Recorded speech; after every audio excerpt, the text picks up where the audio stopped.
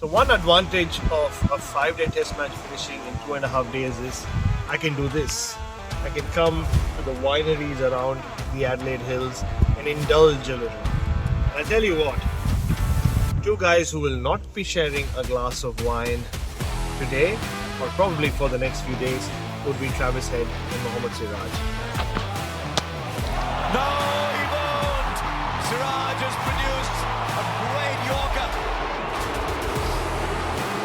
It's a wonderful innings from Travis Head, but it's over, and the new ball has done the trick. Yes, did that episode or did it get blown out of proportion? Probably. But now that we do know that both of them have been sanctioned in a way, one has been reprimanded, the other has been fined, they will move on. Probably we should move on as well. But my column yesterday, which is up here in the Australian, is more about how much things have changed between these two teams. And even you don't have to go all the way back to the 1980s and the 1970s when there was friction between the two. 10 years back, 2014-15, day one of the series was all about Phil Hughes. It was an emotional day. But by day three, they were at each other's throats. I remember David Warner being clean bowled by Varun Aaron with a no ball. And then David Warner, the next delivery, sledging the fast bowler. I'd never seen a batter leave the ball and sledge the fast bowler. But that just set off a train of events. Or a chain of events even, it's the wine, which then resulted in Rohit Sharma and Virat Kohli getting into tussles with Steve Smith. And there was a time when every time Virat Kohli walked out to bat, you would have Brad Haddin and David Warner chaperone him almost to the crease in his ear, and he would bite back. And that's just how it was. And Virat Kohli would come to the press conference and talk about how he doesn't respect anyone in the Australian team because they don't respect him. And then later on would say he didn't have any friends in the Australian dressing room. That's how it was. So if the Head Siraj episode, the Siraj send-off to Travis Head and his reaction had played out in 2014, you knew it was a spark that was going to ignite the rest of the series.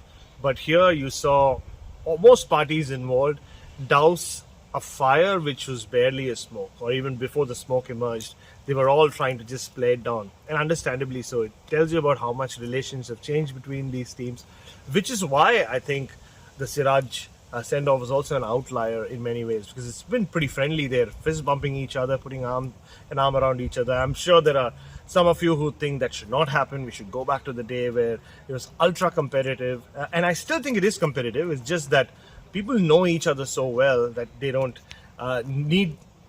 feel the need to even indulge each other in any serious banter. Having said all that, now that we are moving on, India will have to move on. They lost the pink ball test here 4 years ago at the Adelaide Oval. They had a training session scheduled on what would have been day 5, but that was washed off.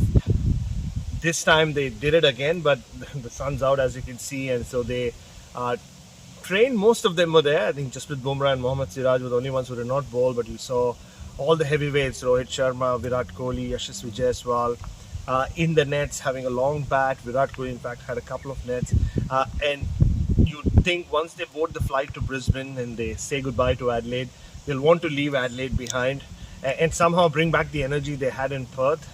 They won the red ball test, they lost the pink ball test, and it is a red ball test when you get to the Gabba.